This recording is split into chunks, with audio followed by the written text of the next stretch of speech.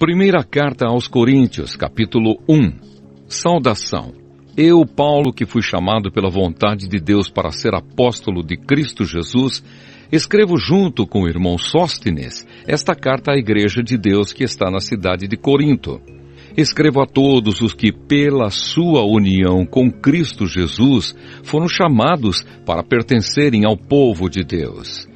Esta carta é também para aqueles que, em todos os lugares, adoram o nosso Senhor Jesus Cristo, Senhor deles e nosso. Que a graça e a paz de Deus, o nosso Pai, e do Senhor Jesus Cristo estejam com vocês. Bênçãos por meio de Cristo. Eu sempre agradeço ao meu Deus por causa da graça que Ele tem dado a vocês por meio de Cristo Jesus. Por estarem unidos com Cristo Jesus, vocês foram enriquecidos em tudo, tanto no dom de anunciar o Evangelho, como no dom da sabedoria espiritual. A mensagem a respeito de Cristo está tão firme em vocês que vocês não têm deixado de receber nenhum dom espiritual enquanto esperam a vinda do nosso Senhor Jesus Cristo. Cristo vai conservá-los firmes até o fim, para que, no dia da volta do nosso Senhor Jesus Cristo, vocês não tenham culpa de nada. Deus é fiel e chamou vocês para que vivam em união com o seu Filho Jesus Cristo, o nosso Senhor. Divisões na Igreja de Corinto.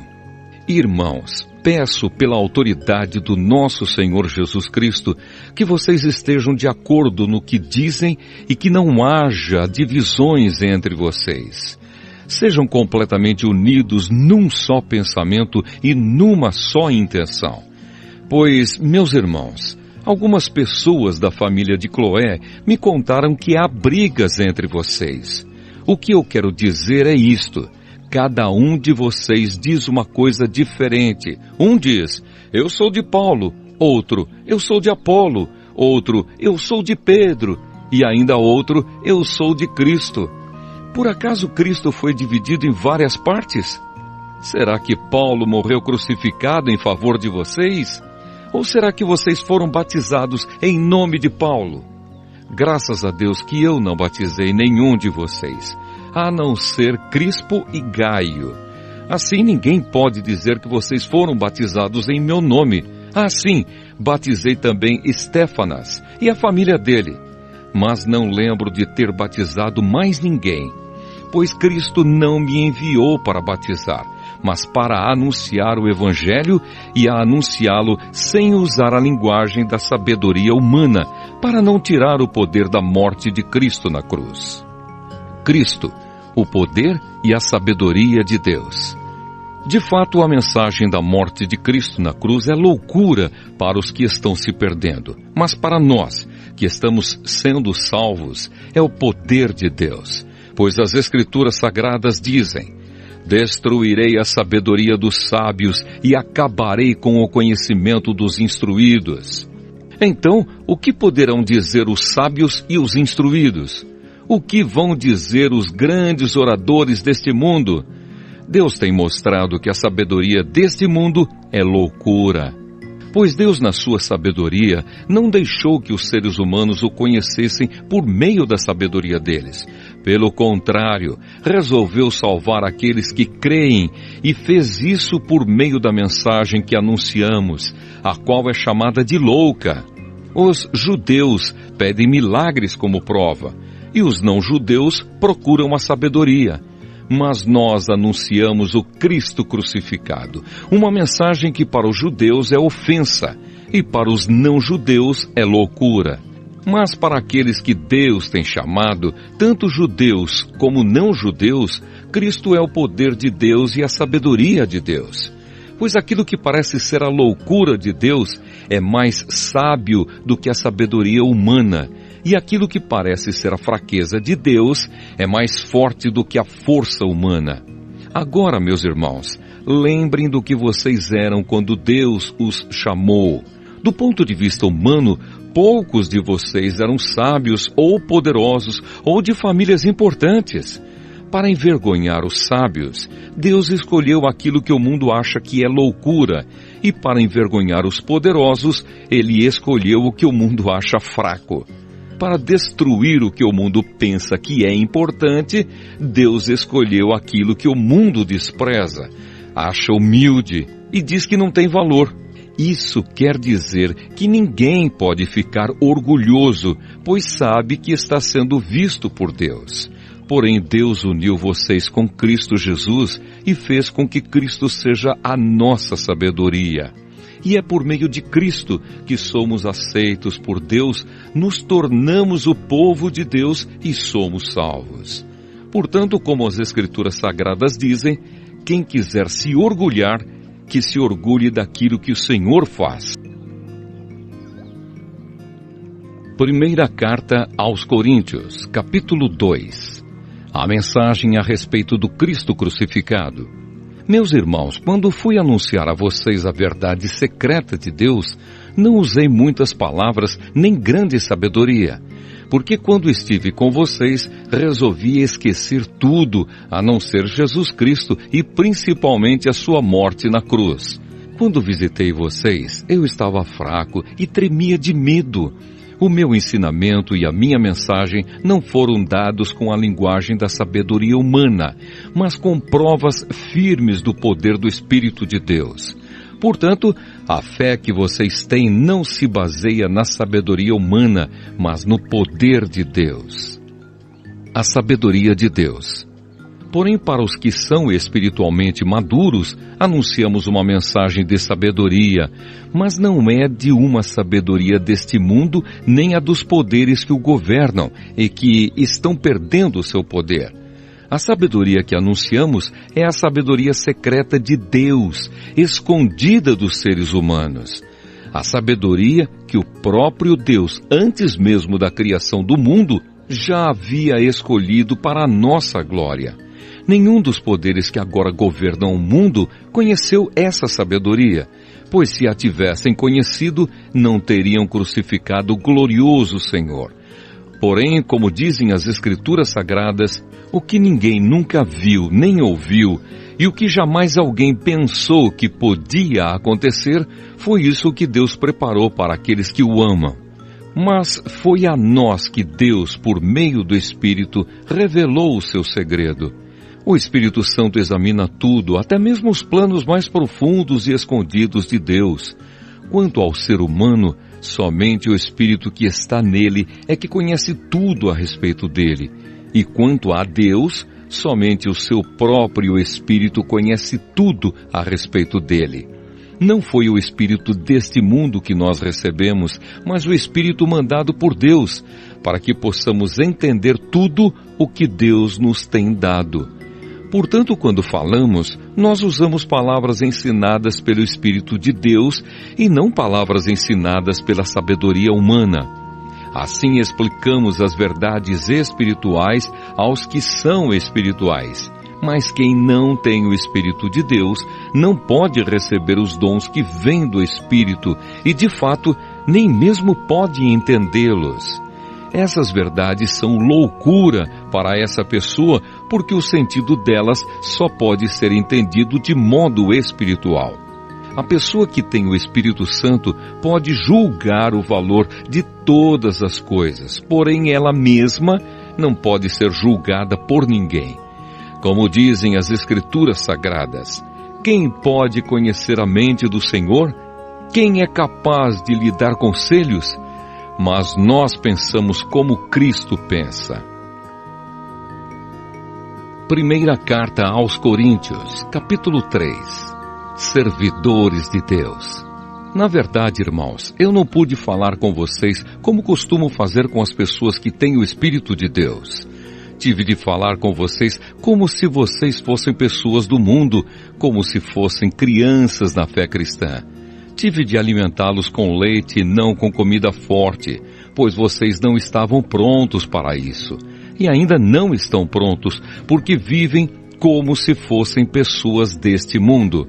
Quando existem ciumeiras e brigas entre vocês, será que isso não prova que vocês são pessoas deste mundo e fazem o que todos fazem?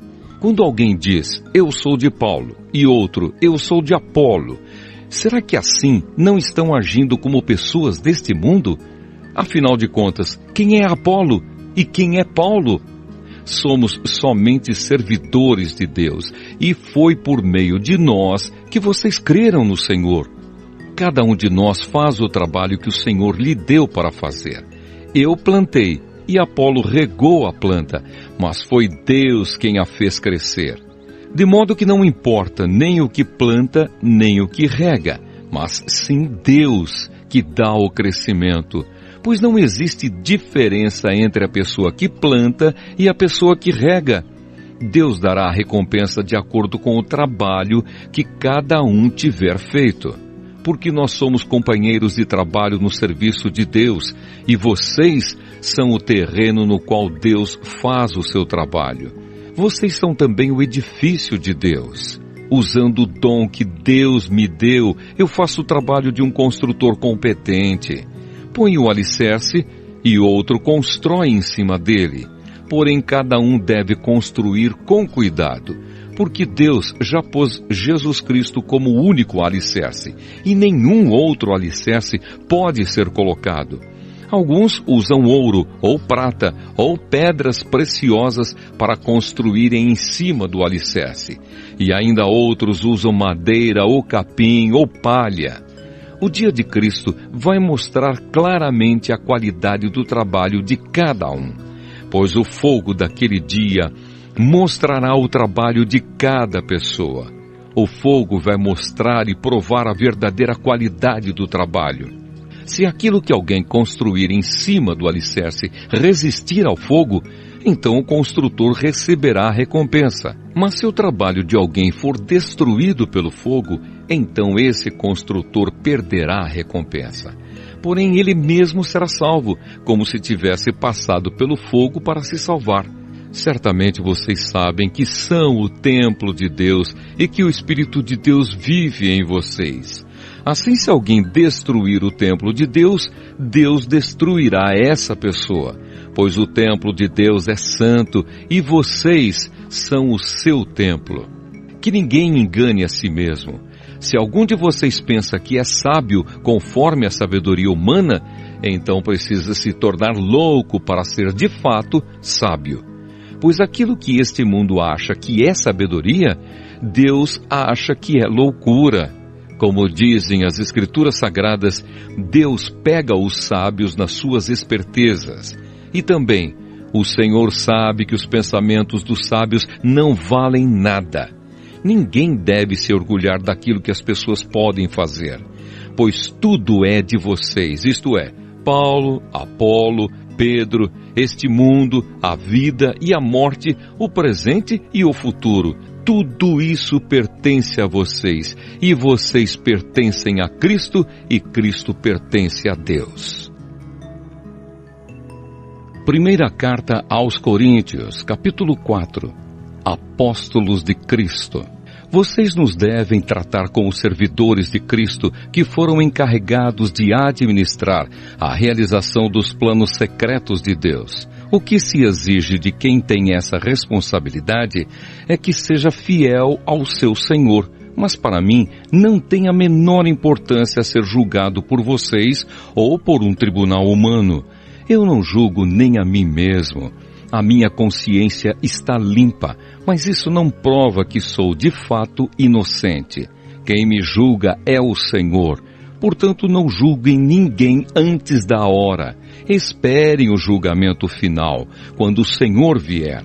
Ele trará para a luz os segredos escondidos no escuro e mostrará as intenções que estão no coração das pessoas. Então cada um receberá de Deus os elogios que merece. Meus irmãos, é para instruir vocês que eu tenho aplicado essas lições a mim mesmo e a Apolo. Usei nós dois como um exemplo, para que vocês aprendam o que quer dizer o ditado: obedeça ao que está escrito. Ninguém deve se orgulhar de uma pessoa e desprezar outra. Quem é que fez você superior aos outros? Por acaso não foi Deus quem lhe deu tudo o que você tem? Então por que é que você fica todo orgulhoso, como se o que você tem não fosse dado por Deus? Pelo que parece, vocês já têm tudo o que precisam. Já são ricos. Vocês já se tornaram reis e nós não. Que bom se vocês fossem reis de verdade, para que nós pudéssemos reinar junto com vocês. Porque me parece que Deus pôs a nós, os apóstolos, no último lugar. Somos como as pessoas condenadas a morrer em público, como espetáculo para o mundo inteiro, tanto para os anjos como para os seres humanos. Por causa de Cristo, nós somos loucos, mas vocês são sábios por estarem unidos com Ele. Nós somos fracos e vocês são fortes. Vocês são respeitados e nós somos desprezados. Até agora, temos passado fome e sede. Temos nos vestido com trapos, temos recebido bofetadas e não temos lugar certo para morar. Temos nos cansado de trabalhar para nos sustentar. Quando somos amaldiçoados, nós abençoamos. Quando somos perseguidos, aguentamos com paciência. Quando somos insultados, respondemos com palavras delicadas. Somos considerados como lixo e até agora somos tratados como a imundície deste mundo. Não estou escrevendo essas coisas para envergonhar vocês, mas para ensiná-los como se vocês fossem meus próprios filhos queridos. Mesmo que vocês tivessem milhares de mestres na fé cristã, não poderiam ter mais de um pai. Pois quando levei a vocês o Evangelho, eu me tornei o pai de vocês na vida que vivem em união com Cristo Jesus. Portanto, eu peço que sigam o meu exemplo.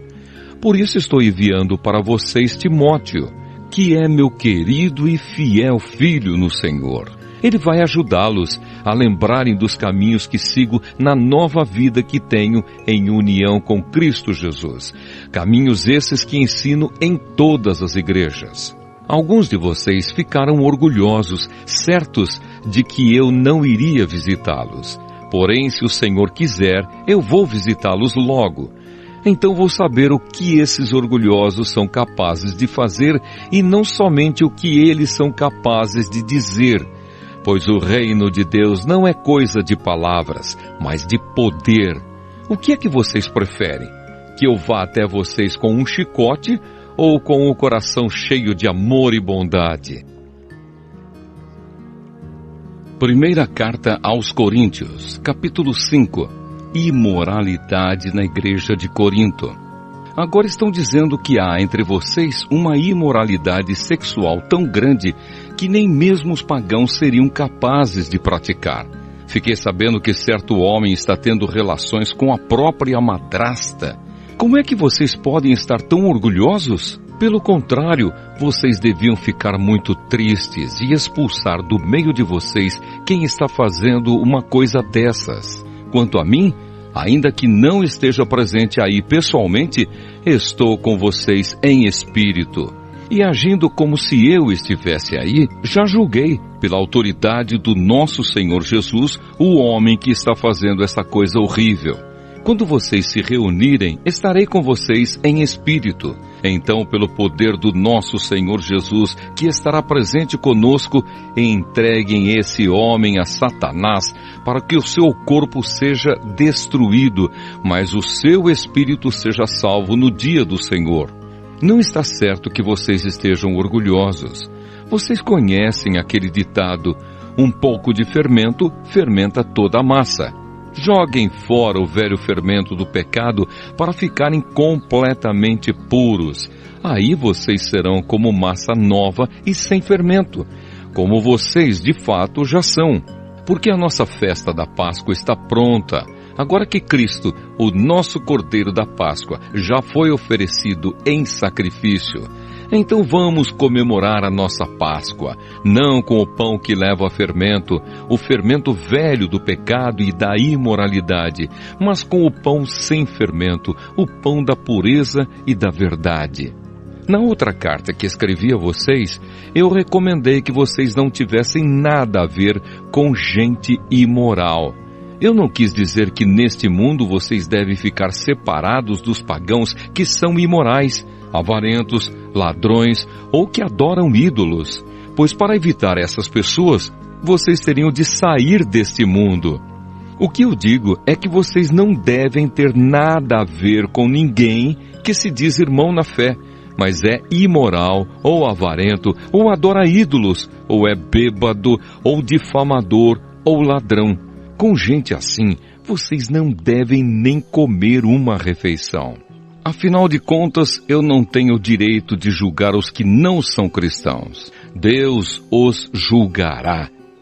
Mas será que vocês não devem julgar os seus irmãos na fé? Como dizem as Escrituras Sagradas, expulsem do meio de vocês esse homem imoral. Primeira carta aos Coríntios, capítulo 6. Processos contra irmãos na fé. Quando algum de vocês tem uma queixa contra um irmão na fé, como se atreve a pedir justiça a juízes pagãos, em vez de pedir ao povo de Deus que resolva o caso? Será que vocês não sabem que o povo de Deus julgará o mundo? Então, se vocês vão julgar o mundo, será que não são capazes de julgar essas coisas pequenas? Por acaso vocês não sabem que nós julgaremos até mesmo os anjos? Muito mais então devemos julgar as coisas desta vida. Portanto, se surgir alguma questão dessas, será que vocês vão procurar pessoas que são desprezadas na igreja para julgarem esses casos? Que vergonha! Será que entre vocês não existe alguém com bastante sabedoria para resolver uma questão entre irmãos? É claro que existe. Mas o que acontece é que um irmão em Cristo leva ao tribunal a sua queixa contra outro irmão e deixa que juízes pagãos julguem o caso. Só o fato de existirem questões entre vocês já mostra que vocês estão falhando completamente. Não seria melhor aguentar a injustiça? Não seria melhor ficar com o prejuízo? Pelo contrário, vocês cometem injustiça e roubam, e fazem isso tudo contra os seus próprios irmãos. Vocês sabem que os maus não terão parte no reino de Deus. Não se enganem, pois os imorais, os que adoram ídolos, os adúlteros, os homossexuais, os ladrões, os avarentos, os bêbados, os caluniadores e os assaltantes não terão parte no reino de Deus. Alguns de vocês eram assim, mas foram lavados do pecado, separados para pertencer a Deus e aceitos por Ele por meio do Senhor Jesus Cristo e pelo Espírito do nosso Deus. O uso do corpo para a glória de Deus. Alguém vai dizer, eu posso fazer tudo o que quero? Pode sim, mas nem tudo é bom para você. Eu poderia dizer, posso fazer qualquer coisa, mas não vou deixar que nada me escravize. Outro vai dizer, o alimento existe para o estômago, e o estômago existe para o alimento. Sim, mas Deus acabará com os dois. O nosso corpo não existe para praticar a imoralidade, mas para servir o Senhor, e o Senhor cuida do nosso corpo. Pelo seu poder, Deus ressuscitou o Senhor e também nos ressuscitará a nós. Será que vocês não sabem que o corpo de vocês faz parte do corpo de Cristo? Será que eu vou pegar uma parte do corpo de Cristo e fazer com que ela seja parte do corpo de uma prostituta? É claro que não. Ou será que vocês não sabem que o homem que se une com uma prostituta se torna uma só pessoa com ela? As Escrituras Sagradas afirmam, os dois se tornam uma só pessoa. Porém, quem se une com o Senhor se torna espiritualmente uma só pessoa com Ele. Fujam da imoralidade sexual.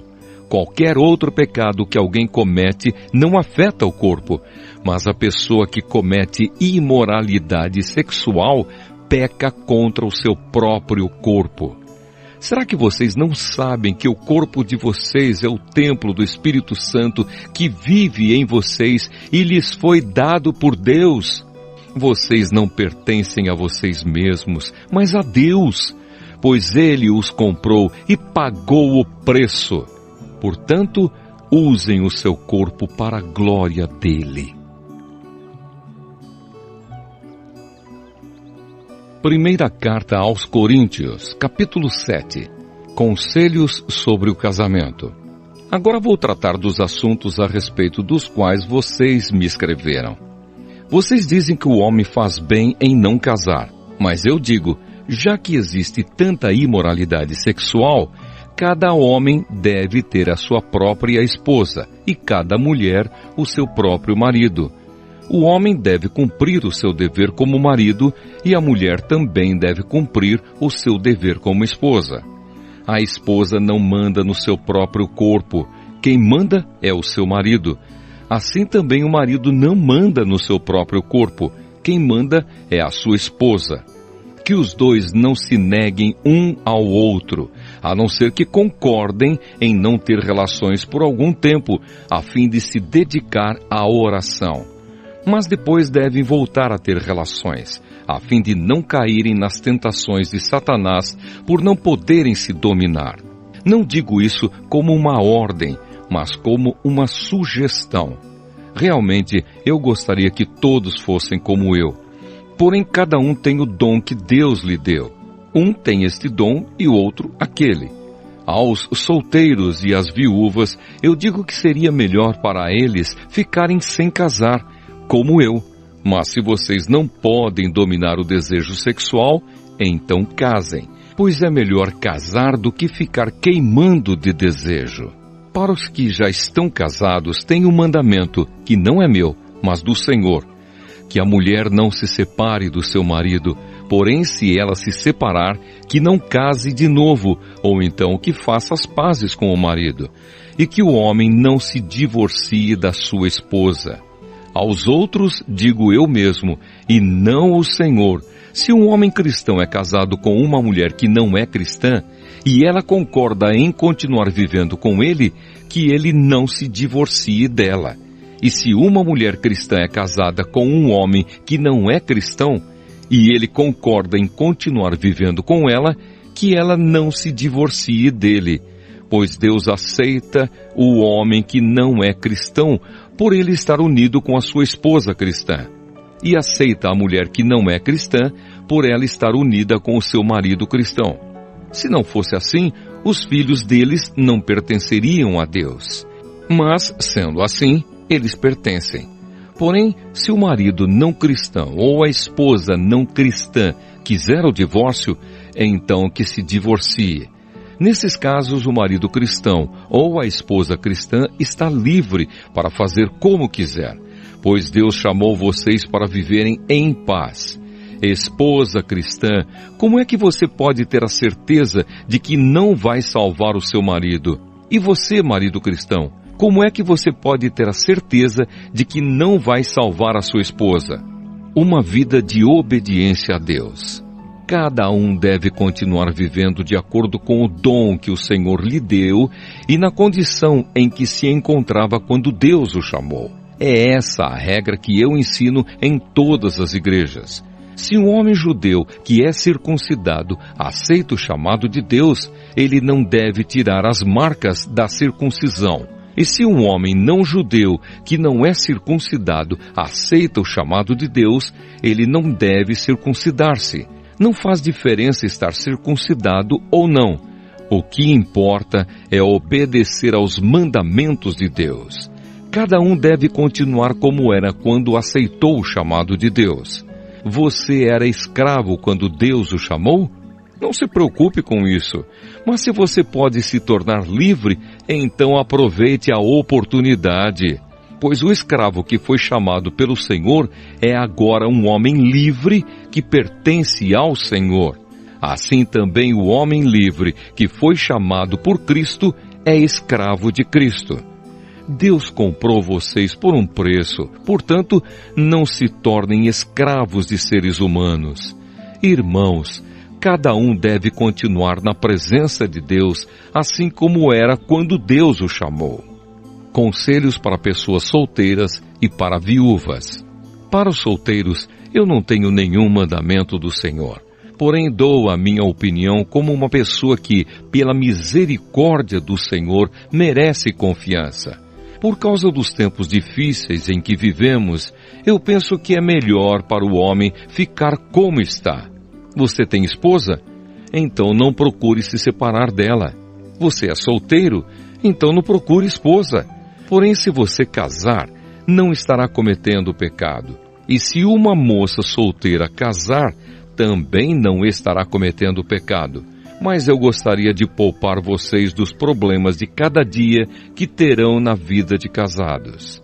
Irmãos, o que eu quero dizer é isto. Não nos resta muito tempo e daqui em diante os casados devem viver como se não tivessem casado. Os que choram, como se não estivessem chorando. Os que estão rindo, como se não estivessem rindo. Os que compram, como se não fosse deles aquilo que compraram. Os que tratam das coisas deste mundo, como se não estivessem ocupados com elas. Pois este mundo, como está agora, não vai durar muito. Eu quero livrá-los de preocupações. O solteiro se interessa pelas coisas do Senhor porque quer agradá-lo. Mas o homem casado se interessa pelas coisas deste mundo porque quer agradar a sua esposa e por isso é puxado para duas direções diferentes.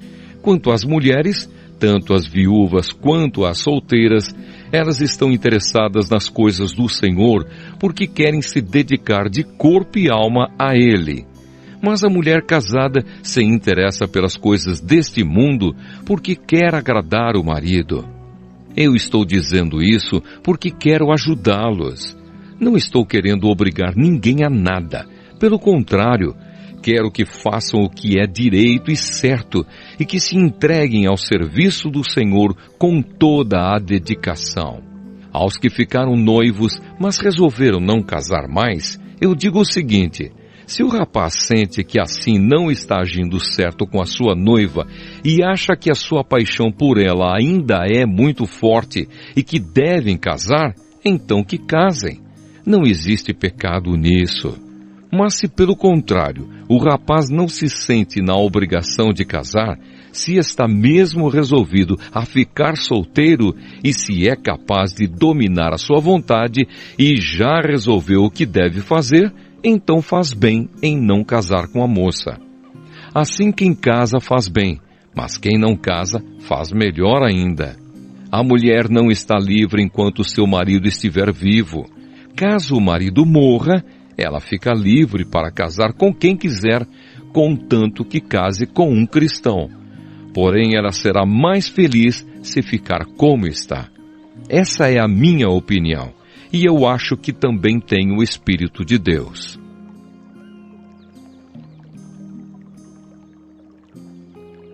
Primeira carta aos Coríntios, capítulo 8. Os alimentos oferecidos aos ídolos. Agora vou tratar do problema dos alimentos oferecidos aos ídolos. Na verdade, como se diz, todos nós temos conhecimento. Porém, esse tipo de conhecimento enche a pessoa de orgulho, mas o amor nos faz progredir na fé. A pessoa que pensa que sabe alguma coisa ainda não tem a sabedoria que precisa, mas quem ama a Deus é conhecido por Ele. Quanto a comer alimentos que tenham sido oferecidos aos ídolos, nós sabemos que um ídolo representa alguma coisa que realmente não existe. E sabemos que existe somente um Deus. Pois existem os que são chamados de deuses, tanto no céu como na terra, como também existem muitos deuses e muitos senhores. Porém, para nós existe somente um Deus, o Pai e Criador de todas as coisas, para quem nós vivemos. E existe somente um Senhor, que é Jesus Cristo, por meio de quem todas as coisas foram criadas e por meio de quem nós existimos. Mas nem todos conhecem essa verdade. Existem pessoas tão acostumadas com os ídolos que até agora comem desses alimentos pensando que eles pertencem aos ídolos. A consciência dessas pessoas é fraca e por isso elas se sentem impuras quando comem desses alimentos. Não é esta ou aquela comida que vai fazer com que Deus nos aceite. Nós não perderemos nada se não comermos e não ganharemos nada se comermos desse alimento. Mas tenham cuidado para que essa liberdade de vocês não faça com que os fracos na fé caiam em pecado, Porque se uma pessoa que tenha consciência fraca neste assunto vir você, que tem conhecimento, comendo alimentos no templo de um ídolo, será que essa pessoa não vai querer também comer alimentos oferecidos aos ídolos? Assim, este cristão fraco, este seu irmão, por quem Cristo morreu, vai se perder por causa do conhecimento que você tem. Desse modo, pecando contra o seu irmão e ferindo a consciência dele, você estará pecando contra Cristo. Portanto, se o alimento faz com que o meu irmão peque, nunca mais vou comer carne, a fim de que eu não seja a causa do pecado dele. Primeira carta aos Coríntios, capítulo 9. Direitos e deveres de um apóstolo. Será que eu não sou um homem livre? Por acaso não sou um apóstolo? Será que eu não vi Jesus, o nosso Senhor? Por acaso vocês não são o resultado do trabalho que faço para o Senhor? Mesmo que outros não me aceitem como apóstolo, vocês me aceitam.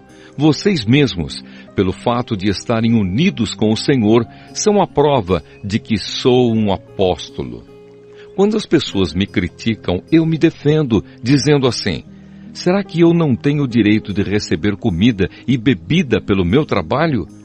Será que nas minhas viagens eu não tenho o direito de levar comigo uma esposa cristã, como fazem os outros apóstolos, os irmãos do Senhor Jesus e também Pedro?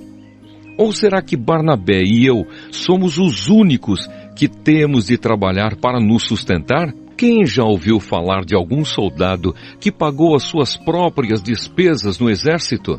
Ou qual é o fazendeiro que não come das uvas da sua própria plantação? Ou qual é o pastor que não toma do leite do seu gado? Não pensem que eu não me apoio somente nesses exemplos da vida diária, pois a lei diz a mesma coisa. Na lei de Moisés está escrito assim: não amarre a boca do boi quando ele estiver pisando o trigo. Por acaso Deus está interessado nos bois? Ou foi a nosso respeito que ele disse isso? É claro que isso está escrito em nosso favor. Tanto a pessoa que planta como a que colhe fazem o seu trabalho na esperança de receber a sua parte da colheita. Se temos semeado entre vocês a semente espiritual, será demais se recebermos de vocês alguma recompensa material? Se outros têm o direito de esperar isso de vocês, será que nós não temos muito mais direito do que eles? No entanto, nós não temos usado esse direito. Pelo contrário, temos aguentado tudo para não atrapalhar o Evangelho de Cristo. Certamente vocês sabem que os que trabalham no templo é do templo que recebem os seus alimentos. E sabem também que os que oferecem sacrifícios no altar recebem uma parte da carne dos animais que são sacrificados ali. Assim o Senhor mandou também que aqueles que anunciam o Evangelho vivam do trabalho de anunciar o Evangelho. Mas eu não tenho usado nenhum desses direitos, nem estou escrevendo isso agora para exigir esses direitos para mim mesmo. Eu preferia morrer a fazer isso. E ninguém vai me tirar o orgulho que eu tenho de agir assim. Eu não tenho o direito de ficar orgulhoso por anunciar o Evangelho. Afinal de contas, fazer isso é minha obrigação. Ai de mim se não anunciar o Evangelho. Por isso, se eu faço o meu trabalho por minha própria vontade, então posso esperar algum pagamento. Porém, se faço como um dever, é porque é um trabalho que Deus me deu para fazer. Nesse caso, qual é o pagamento que recebo? É a satisfação de anunciar o Evangelho sem cobrar nada e sem exigir os direitos que tenho como pregador do Evangelho. Sou um homem livre, não sou escravo de ninguém, mas eu me fiz escravo de todos, a fim de ganhar para Cristo o maior número possível de pessoas. Quando trabalho entre os judeus, vivo como judeu, a fim de ganhá-los para Cristo. Não estou debaixo da lei de Moisés, mas quando trabalho entre os judeus, vivo como se estivesse debaixo dessa lei para ganhar os judeus para Cristo. Assim também, quando estou entre os não-judeus, vivo fora da lei de Moisés, a fim de ganhar os não-judeus para Cristo. Isso não quer dizer que eu não obedeço à lei de Deus, pois estou, de fato, debaixo da lei de Cristo.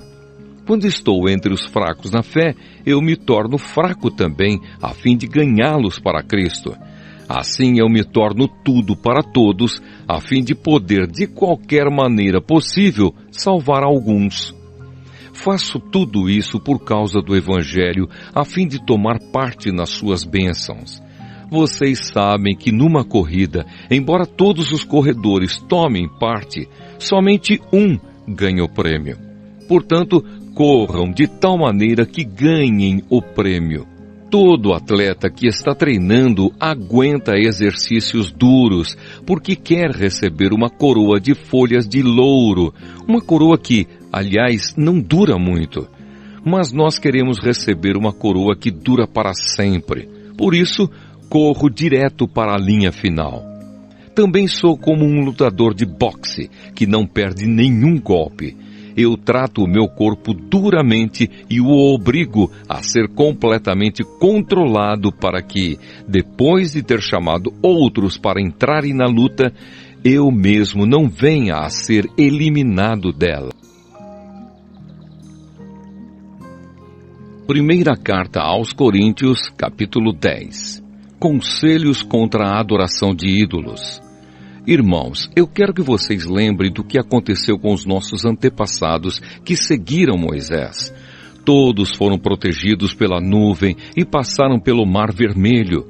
Como seguidores de Moisés, eles foram batizados na nuvem e no mar. Todos comeram da mesma comida espiritual e beberam da mesma bebida espiritual, pois bebiam daquela rocha espiritual que ia com eles, e a rocha era Cristo. Mas Deus não ficou contente com a maioria deles, e por isso eles morreram, e os seus corpos ficaram espalhados no deserto. Tudo isso aconteceu a fim de nos servir de exemplo para nós não querermos coisas más como eles quiseram, nem adorarmos ídolos como alguns deles adoraram. Como dizem as Escrituras Sagradas, o povo sentou-se para comer e beber e se levantou para se divertir. Não devemos cometer imoralidade sexual como alguns deles fizeram. E porque eles fizeram isso, 23 mil deles caíram mortos num dia só. Não devemos pôr à prova a paciência de Cristo, como alguns deles fizeram, e por isso foram mortos pelas cobras. Vocês não devem se queixar, como fizeram alguns deles, e por isso foram destruídos pelo anjo da morte. Tudo isso aconteceu com os nossos antepassados, a fim de servir de exemplo para os outros, e aquelas coisas foram escritas a fim de servirem de aviso para nós, pois estamos vivendo no fim dos tempos. Portanto, aquele que pensa que está de pé, é melhor ter cuidado para não cair. As tentações que vocês têm de enfrentar são as mesmas que os outros enfrentam. Mas Deus cumpre a sua promessa e não deixará que vocês sofram tentações que vocês não têm forças para suportar. Quando uma tentação vier, Deus dará forças a vocês para suportá-la, e assim vocês poderão sair dela. Por isso, meus queridos amigos, fujam da adoração de ídolos. Eu falo com vocês como com pessoas que têm capacidade para entender o que estou afirmando. Julguem vocês mesmos o que eu estou dizendo. Pensem no cálice pelo qual damos graças a Deus na ceia do Senhor. Será que quando bebemos desse cálice, não estamos tomando parte no sangue de Cristo? E quando partimos e comemos o pão, não estamos tomando parte no corpo de Cristo? Mesmo sendo muitos, todos comemos do mesmo pão, que é um só, e por isso somos um só corpo. Pensem no povo de Israel. Aqueles que comem as coisas oferecidas em sacrifícios, tomam parte juntos no sacrifício que é oferecido a Deus no altar. O que é que eu quero dizer com isso? Que o ídolo ou o alimento que é oferecido a ele tem algum valor? É claro que não. O que estou dizendo é que aquilo que é sacrificado nos altares pagãos é oferecido aos demônios e não a Deus. E eu não quero que vocês tomem parte nas coisas dos demônios. Vocês não podem beber do cálice do Senhor e também do cálice dos demônios. Vocês não podem comer na mesa do Senhor e também na mesa dos demônios. Ou será que queremos provocar o Senhor, fazendo com que ele fique com ciúmes? Por acaso, vocês pensam que somos mais fortes do que ele? Respeito pela opinião dos outros. Alguns dizem assim: podemos fazer tudo o que queremos. Sim, mas nem tudo é bom. Podemos fazer tudo o que queremos, mas nem tudo é útil. Ninguém deve buscar os seus próprios interesses, e sim os interesses dos outros. Vocês podem comer de tudo que se vende no açougue, sem terem nenhuma dúvida de consciência. Pois, como dizem as Escrituras Sagradas, a terra e tudo o que nela existe pertencem ao Senhor. Se alguém que não é cristão convidá-los para comer e vocês resolverem ir, comam o que for posto na frente de vocês e não façam perguntas por motivo de consciência. Mas se alguém disser a vocês: esta comida foi oferecida aos ídolos, neste caso não comam, por causa daquele que disse isso e também por motivo de consciência.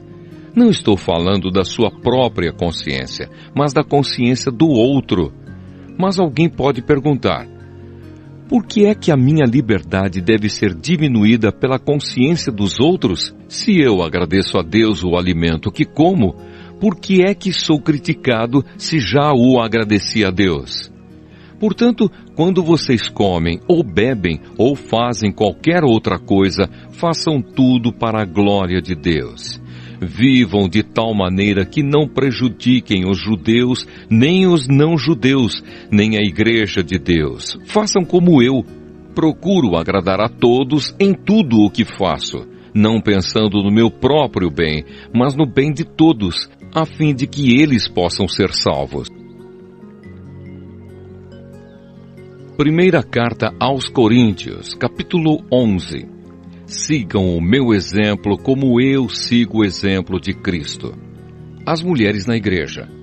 Eu os elogio porque vocês sempre lembram de mim e seguem as instruções que eu passei para vocês. Mas quero que entendam que Cristo tem autoridade sobre todo marido, que o marido tem autoridade sobre a esposa e que Deus tem autoridade sobre Cristo. Se um homem cobre a cabeça quando ora ou anuncia a mensagem de Deus nas reuniões de adoração, ele está ofendendo a honra de Cristo.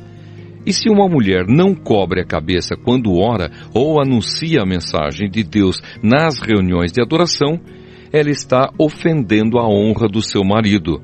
Nesse caso, não há nenhuma diferença entre ela e a mulher que tem a cabeça rapada. Se a mulher não cobre a cabeça, então é melhor que ela corte o cabelo de uma vez. Já que é vergonhoso para a mulher rapar a cabeça ou cortar o cabelo, então ela deve cobrir a cabeça. O homem não precisa cobrir a cabeça, pois ele reflete a imagem e a glória de Deus. Mas a mulher reflete a glória do homem, pois o homem não foi feito da mulher, mas a mulher foi feita do homem. O homem não foi criado por causa da mulher, mas sim a mulher por causa do homem. Portanto, por causa dos anjos, a mulher deve pôr um véu na cabeça para mostrar que está debaixo da autoridade do marido. No entanto, por estarmos unidos com o Senhor, nem a mulher é independente do homem, nem o homem é independente da mulher. Porque assim como a mulher foi feita do homem, assim também o homem nasce da mulher, e tudo vem de Deus. Julguem vocês mesmos. Será que é certo que, num culto de adoração, a mulher ore a Deus sem estar com a cabeça coberta? Pois a própria natureza ensina que o cabelo comprido é uma desonra para o homem, mas para a mulher, o cabelo comprido é motivo de orgulho. O cabelo foi dado a ela para lhe servir de véu. Mas se alguém quer discutir sobre esse assunto, o que eu posso dizer é que nem nós, nem as igrejas de Deus, temos outro costume nas reuniões de adoração. A ceia do Senhor. Nas instruções que agora vou dar a vocês, eu não posso elogiá-los, pois as suas reuniões de adoração fazem mais mal do que bem. Para começar, me contaram que nessas reuniões há grupos de pessoas que estão brigando, e eu creio que, em parte, isso é verdade. Não há dúvida de que é preciso haver divisões entre vocês para que fique claro quem são os que estão certos. Quando vocês se reúnem, não é a ceia do Senhor que vocês comem, pois na hora de comer, cada um trata de tomar a sua própria refeição. E assim, enquanto uns ficam com fome, outros chegam até a ficar bêbados. Por acaso vocês não têm as suas próprias casas onde podem comer e beber? Ou será que preferem desprezar a igreja de Deus e envergonhar os que são pobres? O que é que vocês esperam que eu lhes diga? Querem que os elogie? É claro que não vou elogiá-los. Porque eu recebi do Senhor este ensinamento que passei para vocês. Que o Senhor Jesus, na noite em que foi traído, pegou o pão e deu graças a Deus. Depois partiu o pão e disse: Isto é o meu corpo, que é entregue em favor de vocês. Façam isto em memória de mim. Assim também, depois do jantar, ele pegou o cálice e disse: Este cálice é a nova aliança feita por Deus com o seu povo, aliança que é garantida pelo meu sangue. Cada vez que vocês beberem deste cálice, façam isso em memória de mim. De maneira que cada vez que vocês comem deste pão e bebem deste cálice, estão anunciando a morte do Senhor até que ele venha. Por isso, aquele que comer do pão do Senhor ou beber do seu cálice, de modo que ofenda a honra do Senhor, estará pecando contra o corpo e o sangue do Senhor. Portanto, que cada um examine a sua consciência, e então coma do pão e beba do cálice. Pois a pessoa que comer do pão ou beber do cálice sem reconhecer que se trata do corpo do Senhor, estará sendo julgada ao comer e beber para o seu próprio castigo. É por isso que muitos de vocês estão doentes e fracos, e alguns já morreram. Se examinássemos primeiro a nossa consciência, nós não seríamos julgados pelo Senhor, mas somos julgados e castigados pelo Senhor para não sermos condenados junto com o mundo. Portanto, meus irmãos, quando vocês se reunirem para a ceia do Senhor, esperem uns pelos outros. E se alguém estiver com fome, que coma em casa, para que Deus não castigue vocês por causa dessas reuniões. Os outros assuntos eu resolverei quando chegar aí. Primeira carta aos Coríntios, capítulo 12. Os dons do Espírito Santo.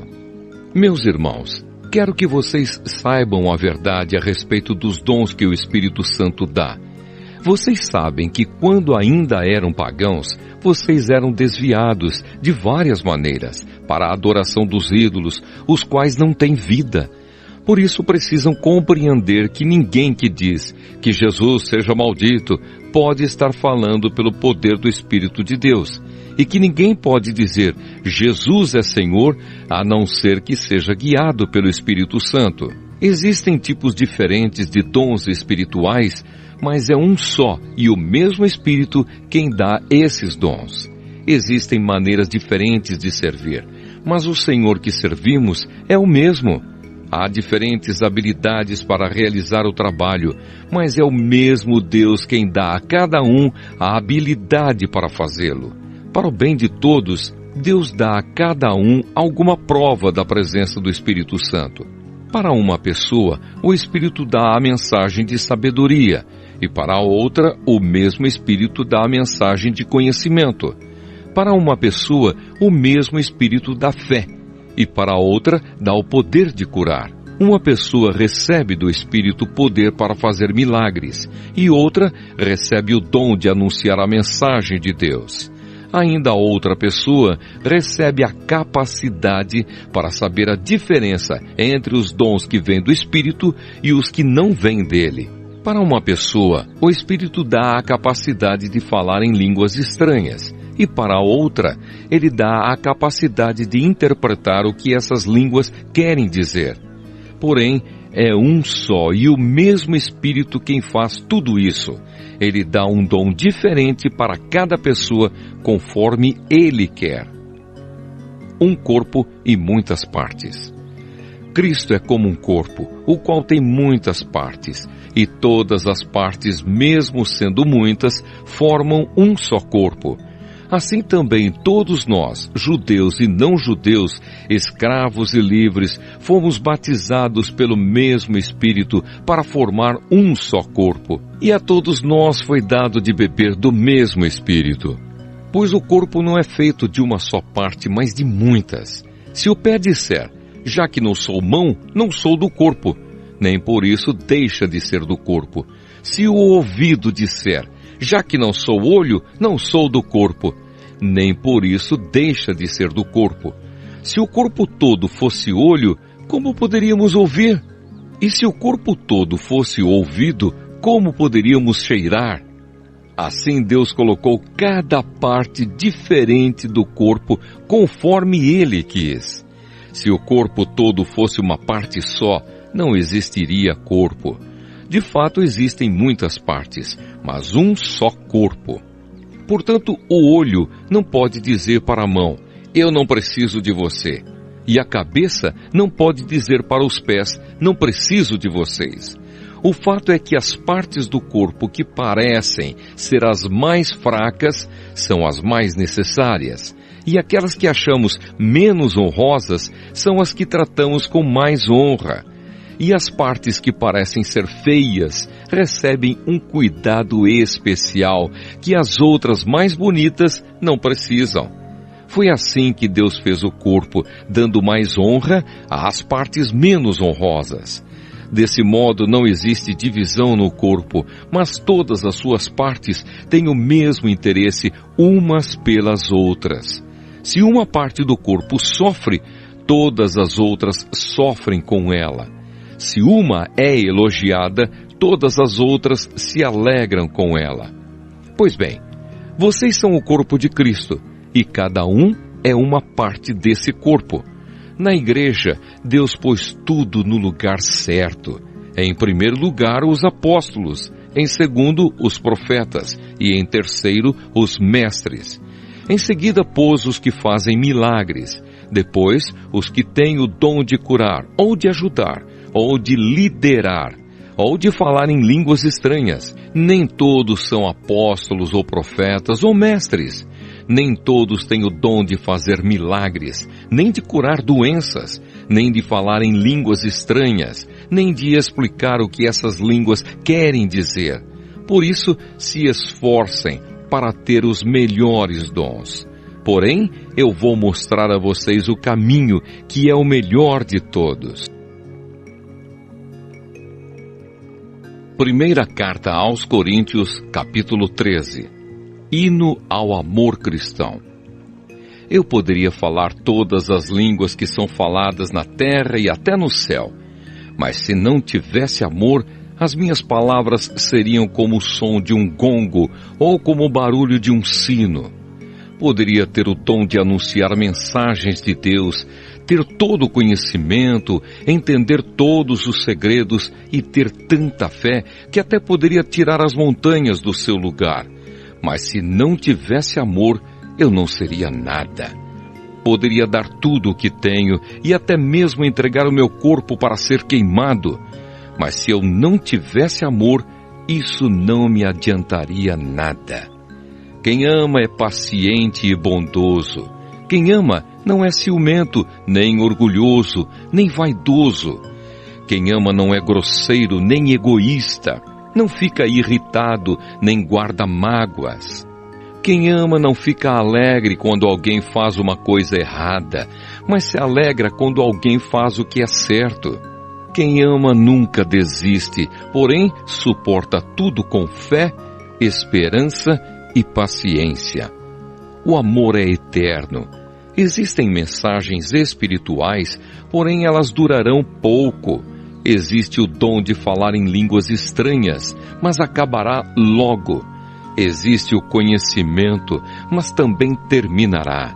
Pois os nossos dons de conhecimento e as nossas mensagens espirituais são imperfeitos.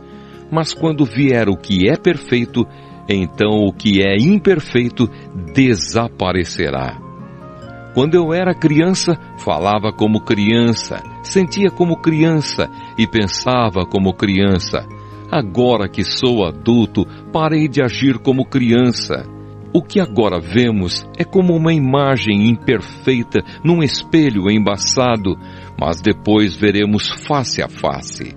Agora o meu conhecimento é imperfeito, mas depois conhecerei perfeitamente, assim como sou conhecido por Deus.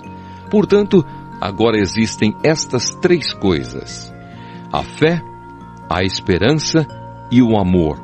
Porém, a maior delas é o amor. Primeira carta aos Coríntios, capítulo 14. Ainda os dons do Espírito. Portanto, esforcem-se para ter amor. Procure também ter dons espirituais, especialmente o de anunciar a mensagem de Deus. Quem fala em línguas estranhas fala a Deus e não às pessoas, pois ninguém o entende. Pelo poder do Espírito Santo, ele diz verdades secretas. Porém, quem anuncia a mensagem de Deus fala para as pessoas, ajudando-as e dando-lhes coragem e consolo. Quem fala em línguas estranhas ajuda somente a si mesmo, mas quem anuncia a mensagem de Deus ajuda a igreja toda.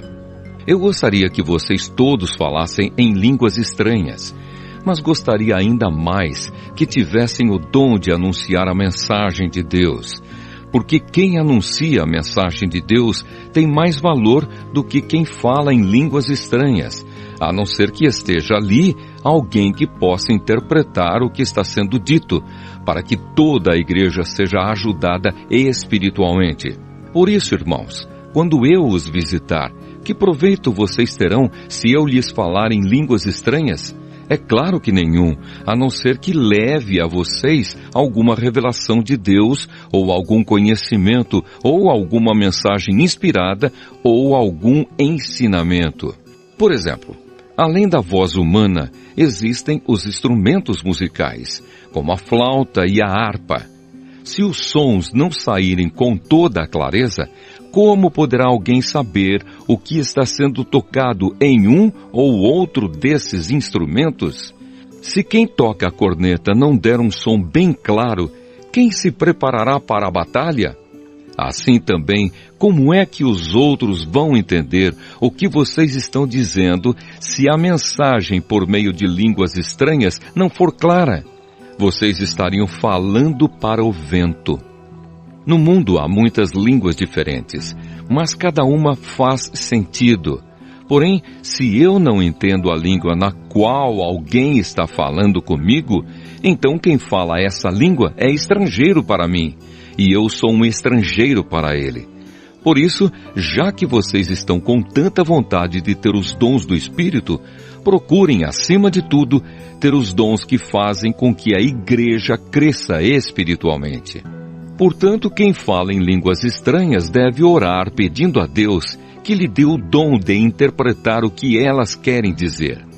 Porque se eu orar em línguas estranhas, o meu espírito de fato estará orando, mas a minha inteligência não tomará parte nisso. O que vou fazer então? Vou orar com o meu espírito, mas também vou orar com a minha inteligência. Vou cantar com o meu espírito, mas também vou cantar com a minha inteligência. Se você dá graças a Deus em línguas estranhas, como é que uma pessoa simples que estiver na reunião poderá dizer amém à oração de agradecimento que você fez? Ela não vai conseguir entender nada do que você está dizendo, mesmo que a sua oração seja muito boa. Essa pessoa não receberá nenhuma ajuda. Eu agradeço a Deus porque falo em línguas estranhas muito mais do que vocês. Porém, nas reuniões da igreja, prefiro dizer 5 palavras que possam ser entendidas, para assim ensinar os outros, do que dizer milhares de palavras em línguas estranhas. Irmãos, não pensem como crianças. Sejam como crianças para o que é mal, mas sejam adultos no seu modo de pensar. Nas Escrituras Sagradas está escrito: por meio de pessoas que falam em línguas estranhas, eu falarei a este povo, diz o Senhor. Falarei por meio de lábios estrangeiros, mas assim mesmo o meu povo não me dará atenção. Portanto, o dom de falar em línguas estranhas é um sinal de Deus para os descrentes e não para os cristãos. Mas o dom de anunciar a mensagem de Deus é um sinal para os cristãos e não para os descrentes.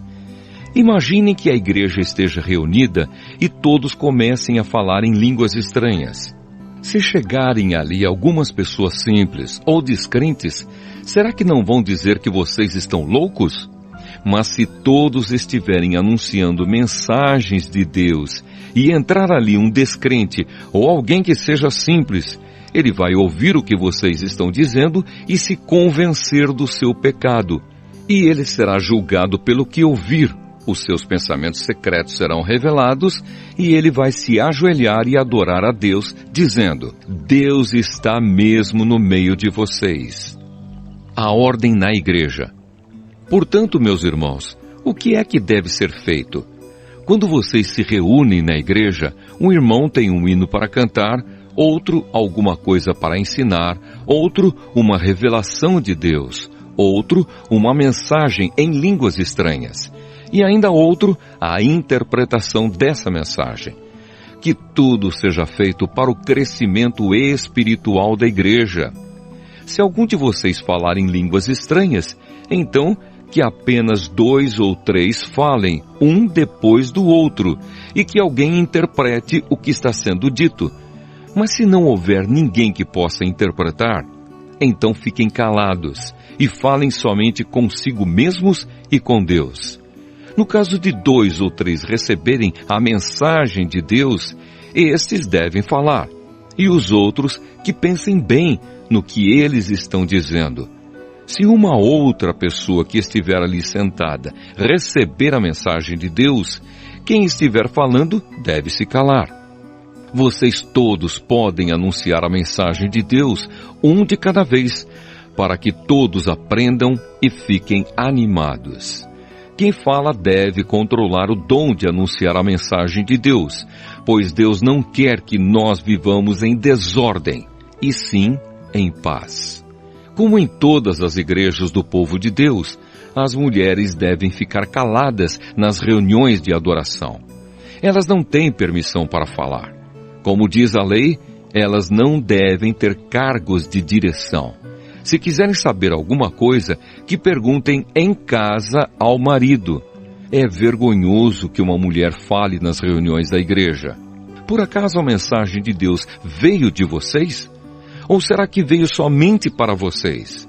Se alguém pensa que é mensageiro de Deus, ou que tem algum dom espiritual, deve saber que o que estou escrevendo é mandamento do Senhor. Mas se alguém não der atenção a isso, que ninguém dê atenção a essa pessoa. Assim, meus irmãos, procurem sempre anunciar a mensagem de Deus, mas não proíbam que se fale em línguas estranhas. Portanto, façam tudo com decência e ordem. Primeira Carta aos Coríntios, capítulo 15. A ressurreição de Cristo. Agora, irmãos, quero que lembrem do evangelho que eu anunciei a vocês, o qual vocês aceitaram e no qual continuam firmes. A mensagem que anunciei a vocês é o evangelho, por meio do qual vocês são salvos, se continuarem firmes nele, a não ser que não tenha adiantado nada vocês crerem nele. Eu passei para vocês o ensinamento que recebi e que é da mais alta importância. Cristo morreu pelos nossos pecados, como está escrito nas Escrituras Sagradas. Ele foi sepultado e no terceiro dia foi ressuscitado, como está escrito nas Escrituras, e apareceu a Pedro e depois aos 12 apóstolos. Depois apareceu de uma só vez a mais de 500 seguidores, dos quais a maior parte ainda vive, mas alguns já morreram. Em seguida apareceu a Tiago e mais tarde a todos os apóstolos. Por último, depois de todos, ele apareceu também a mim, como para alguém nascido fora de tempo. De fato, eu sou o menos importante dos apóstolos, e até nem mereço ser chamado de apóstolo, pois persegui a igreja de Deus. Mas pela graça de Deus sou o que sou, e a graça que Ele me deu não ficou sem resultados. Pelo contrário, eu tenho trabalhado muito mais do que todos os outros apóstolos. No entanto, não sou eu quem tem feito isso, e sim a graça de Deus que está comigo. Assim, não importa se a mensagem foi entregue por mim ou se foi entregue por eles. O importante é que foi isso que todos nós anunciamos, e foi nisso que vocês crerão. A nossa ressurreição. Se a nossa mensagem é que Cristo foi ressuscitado, como é que alguns de vocês dizem que os mortos não vão ressuscitar? Se não existe a ressurreição de mortos, então quer dizer que Cristo não foi ressuscitado. E se Cristo não foi ressuscitado, nós não temos nada para anunciar, e vocês não têm nada para crer. E mais ainda, nesse caso, estaríamos mentindo contra Deus, porque afirmamos que Ele ressuscitou Cristo. Mas se é verdade que os mortos não são ressuscitados, então Deus não ressuscitou Cristo. Porque se os mortos não são ressuscitados, Cristo também não foi ressuscitado. E se Cristo não foi ressuscitado, a fé que vocês têm é uma ilusão, e vocês continuam perdidos nos seus pecados. Se Cristo não ressuscitou, os que morreram crendo nele estão perdidos. Se a nossa esperança em Cristo só vale para esta vida, nós somos as pessoas mais infelizes deste mundo. Mas a verdade é que Cristo foi ressuscitado, e isso é a garantia de que os que estão mortos também serão ressuscitados. Porque assim como por meio de um homem veio a morte, assim também por meio de um homem veio a ressurreição. Assim como por estarem unidos com Adão, todos morrem, assim também, por estarem unidos com Cristo, todos ressuscitarão. Porém, cada um será ressuscitado na sua vez. Cristo, o primeiro de todos, depois os que são de Cristo quando Ele vier, e então virá o fim. Cristo destruirá todos os governos espirituais, todas as autoridades e poderes, e entregará o reino a Deus o Pai. Pois Cristo tem de reinar até que Deus faça com que Ele domine todos os inimigos. O último inimigo que será destruído é a morte. As Escrituras Sagradas dizem: Deus pôs todas as coisas debaixo do domínio dele. É claro que dentro das palavras, todas as coisas, não está o próprio Deus, que põe tudo debaixo do domínio de Cristo. Mas quando tudo for dominado por Cristo, então o próprio Cristo, que é o Filho, se colocará debaixo do domínio de Deus, que pôs todas as coisas debaixo do domínio dele. Então Deus reinará completamente sobre tudo. Pensem agora nas pessoas que são batizadas em favor dos mortos. O que é que elas esperam conseguir? Se os mortos não são ressuscitados, por que é que essas pessoas se batizam em favor deles? E quanto a nós, por que é que nos colocamos em perigo a toda hora? Irmãos, eu enfrento a morte todos os dias. Se afirmo isso, é pelo orgulho que tenho de vocês, pois estamos todos unidos com Cristo Jesus, o nosso Senhor. Aqui em Éfeso, eu lutei contra inimigos como se lutasse contra animais selvagens. E se fiz isso somente por interesses humanos, o que foi que eu consegui com isso? Se é verdade que os mortos não são ressuscitados, façamos o que diz o ditado: comamos e bebamos, porque amanhã morreremos. Não se enganem. As más companhias estragam os bons costumes. Comecem de novo a viver uma vida séria e direita e parem de pecar. Para fazer com que vocês fiquem envergonhados, eu digo o seguinte: alguns de vocês não conhecem a Deus. A ressurreição do corpo. Mas alguém perguntará: como é que os mortos são ressuscitados? Que tipo de corpo eles vão ter? Seu tolo! Quando você semeia uma semente na terra, ela só brota se morrer. E o que foi semeado é apenas uma semente, talvez um grão de trigo ou outra semente qualquer, e não o corpo já formado da planta que vai crescer. Deus dá a essa semente o corpo que Ele quer e dá a cada semente um corpo próprio. E a carne dos seres vivos não é toda do mesmo tipo. Os seres humanos têm um tipo de carne, os animais, outro, os pássaros, outro, e os peixes, ainda outro. Há também corpos do céu e corpos da terra.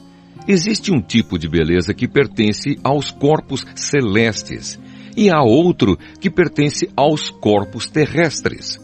O sol tem o seu próprio brilho, a lua, outro brilho, e as estrelas têm um brilho diferente. E mesmo as estrelas têm diferentes tipos de brilho. Pois será assim quando os mortos ressuscitarem. Quando o corpo é sepultado, é um corpo mortal, mas quando for ressuscitado, será imortal. Quando ele é sepultado, é feio e fraco, mas quando for ressuscitado, será bonito e forte.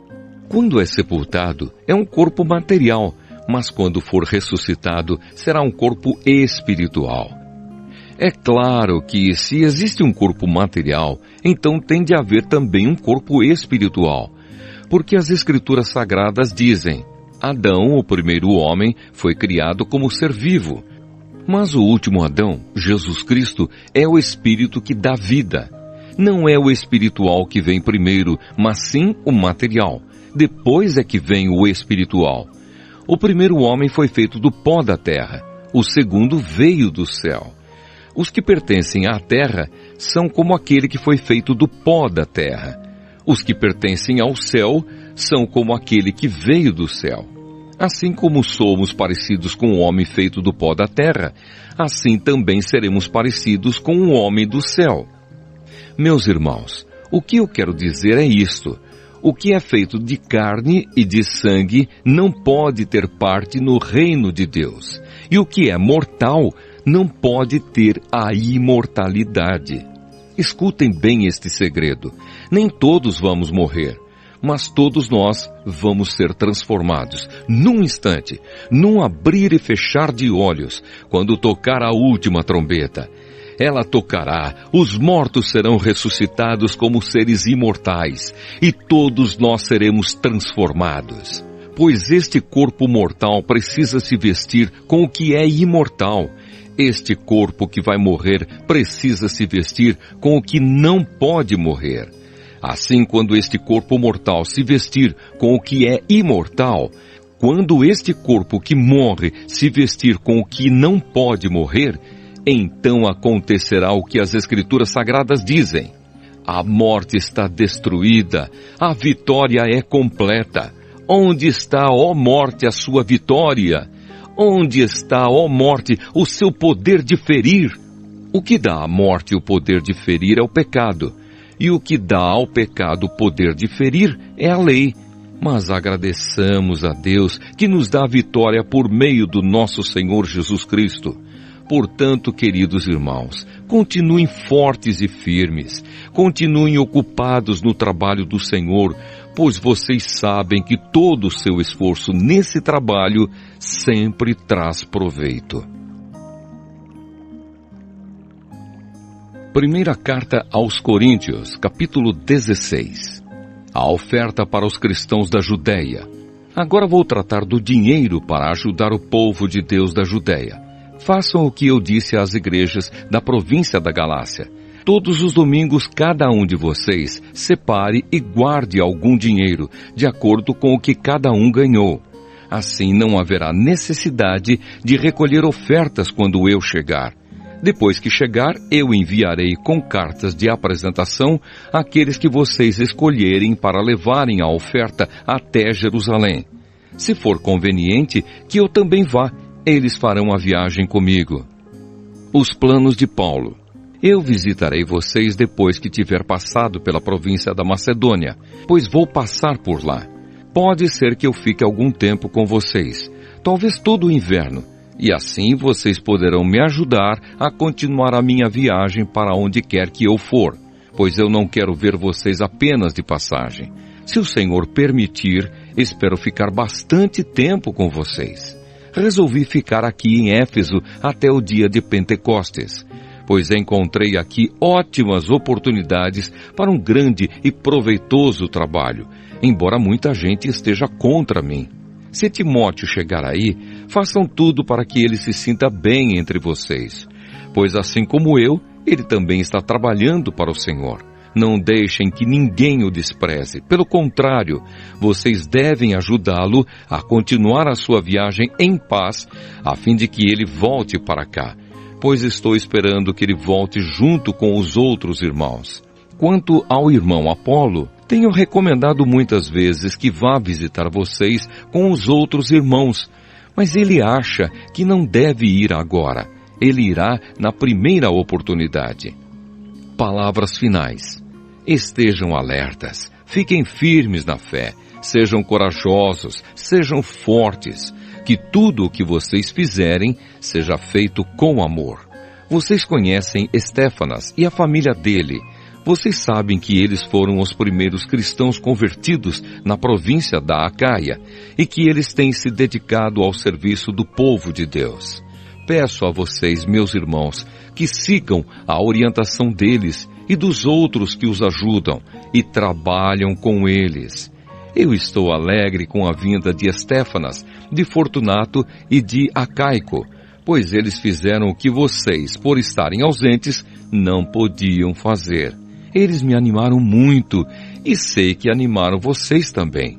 Gente como essa merece elogios. As igrejas da província da Ásia mandam saudações. Áquila e a sua esposa Priscila e a igreja que se reúne na casa deles mandam saudações cristãs a vocês. Todos os irmãos daqui mandam saudações.